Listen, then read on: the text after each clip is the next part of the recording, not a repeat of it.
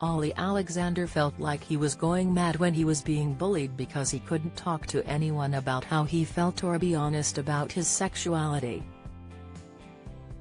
The UK's Eurovision Song Contest entry this year, Olly Alexander, has faced a backlash from fans criticising his semi-final performance of Song Dizzy, accusing his vocals of being weak, and from activists who want him to boycott the competition entirely in support of Palestine. Many believe Israel shouldn't be allowed to compete at this Eurovision because of the war in Gaza, including activist group Queers for Palestine, who have asked Olly to consider his place in history and leave the contest. The singer and actor has spoken about his upset, saying he is sad and distressed over the issue but is vowing to stay in Sweden and represent his country. A tearful Olly explained his reasons for rejecting the boycott and said, "It's an incredibly complicated political situation, one that I'm not qualified to speak on. The backdrop to this is actual immense suffering. It's a humanitarian crisis, a war. It just so happens there's a song contest going on at the same time that I'm a part of." When it comes to dealing with the negative response to his presence in Malmö, the singer and actor may well be using coping strategies he learned after the personal battles he faced as a young boy. Olly, who found fame with band Years and Years and became a household name in 2021 for his spectacular performance as Richie Tozer in Channel 4's It's a Sin, suffered horrific bullying while at primary school, which continued into his secondary education. He opened up about the agony he endured in 2017 documentary Growing Up Gay, part of the BBC's Gay Britannia series, and revealed that he was bullied from a young age over his sexuality. "School wasn't a pleasant environment," he said. "When I was bullied it was two things. It's the language, being called a fag or poof. Being picked on. Being called gay as a negative word, it still is, really. Then there was the physical side. I got into a few fights."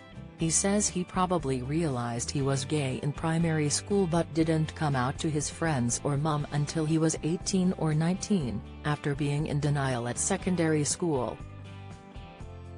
In the hour-long film, he returns to his secondary school in Monmouth, Wales, and is seen talking to his mum and flicking through his diary from the time as he recalls the feelings of isolation and the destructive way he resorted to dealing with his emotions. He said, "It was so hard at that time. I felt like I was going mad. I wasn't talking to anybody about what I was feeling.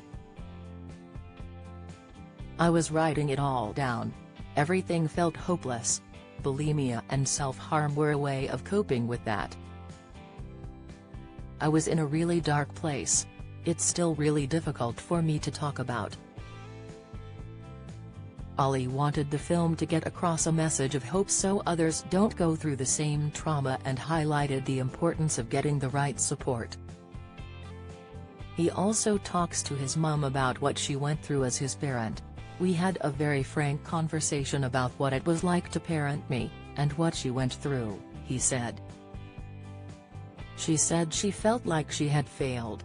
"It was really cathartic." Although Olly was going through such a traumatic time at school, he chose never to confide in his mum, Vicky, who at the time, was completely unaware that her son was being bullied.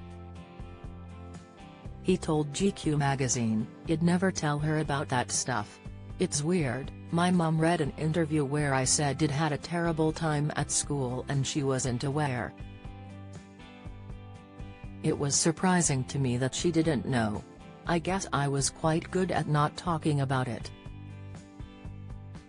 Olly was referred to the NHS for his eating disorder and self-harming and was given anxiety medication, but he eventually chose to go private.